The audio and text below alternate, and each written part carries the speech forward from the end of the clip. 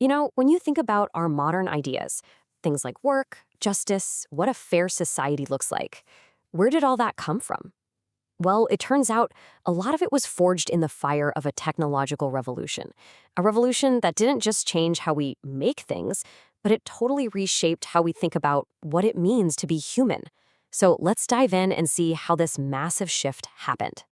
I mean, just try to picture the world in 1800. For basically all of human history, life revolved around the farm, getting around by horse, and making things with your own two hands. Now, jump forward just 100 years to 1900, suddenly you've got massive factories, steam-belching railroads, and everything's powered by coal. The world wasn't just different, it was completely unrecognizable, and this all happened in the span of a single human lifetime. This incredible transformation has a name, of course, the Industrial Revolution.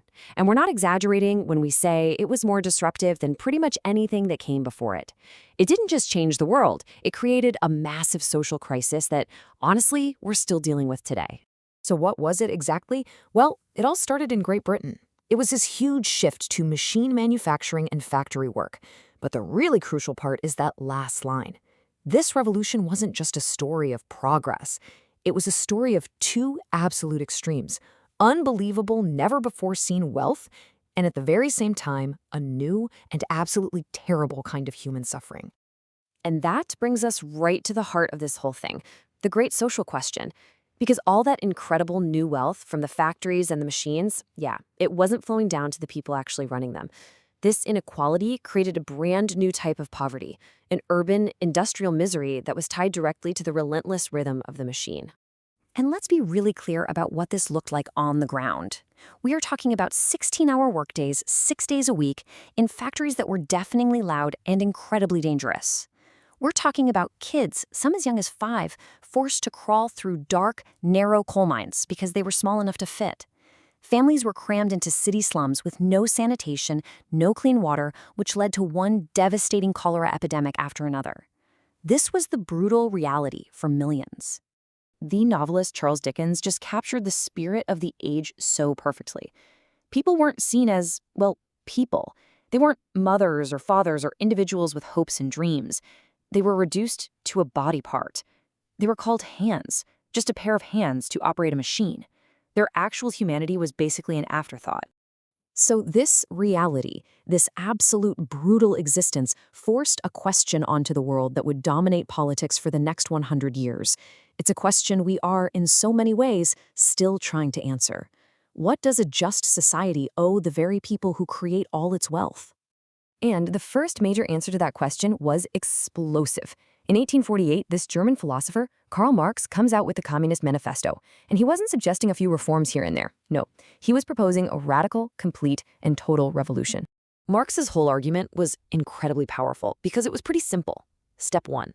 He said all of human history is just one long story of conflict between the rich and the poor, the owners and the workers. Step 2. This new industrial capitalism, it's the final, most brutal stage of that conflict. And step 3. A massive revolution by the working class isn't just a possibility. He argued it was a historical certainty. It was inevitable. Now, in Marx's framework, you had two main players on the field. First up, the bourgeoisie. These are the owners, the new capitalist class. They own the factories, the land, all the machinery, basically all the capital. And facing them was the proletariat. This was the huge, new working class. And the key thing about them is that they owned nothing. No property, no tools, no way to make a living on their own. The only thing they had to sell was their own labor, hour by hour, just to survive. So what was Marx's solution to this epic struggle? Well, it was totally uncompromising, a violent revolution to overthrow the entire system. His end goal was the complete abolition of all private property, which he believed would lead to a perfectly equal, classless communist society. Now, it's really important to note that our source material makes a key distinction here. Marx's diagnosis, his description of the suffering, that was absolutely real. The conditions were just as bad as he said. But his prescription was purely economic. He thought if you just got rid of private property, the problem would be solved. He didn't seem to account for the fact that a new group of powerful government elites could be just as greedy and abusive as the old owners. But Marx's revolutionary answer wasn't the only one on the table. Decades later, in 1891, the Catholic Church came forward with a totally different vision. Pope Leo XIII proposed what you could call a third way, an answer that wasn't based on violent revolution, but on a moral framework. And this chart just lays out the two worldviews so clearly. Look at this. They both agreed on the problem. Workers were being exploited, but on literally every other point, they were polar opposites. Marx says abolish private property. Leo says defend it as a basic right. Marx called for class warfare. Leo called for classes to work together. The Pope's big response was this document called Rerum Novarum, and it was a huge deal. It basically rejected both extremes of the day. It said no to socialism's plan to destroy private property, but it also said no to a completely hands-off capitalism that ignored worker exploitation. Instead, it argued for things like just wages, safe working conditions, and the right to form unions. So what's the fundamental difference here? I mean, what's really at the bottom of these two ideas? It's all about the foundation. For Marx, everything was about economics. Class struggle over stuff was the engine that drove all of history. For the church, the foundation wasn't economic, it was theological. The engine driving the quest for justice wasn't money, but the God-given dignity of every single person. And that core idea is called the Imago Dei, which means image of God. It's the teaching that every human being has an inherent, untouchable dignity. And if that's true, then a worker can never be just a hand or another commodity to be bought and sold. Their rights don't come from the government or from some economic theory. They're built in.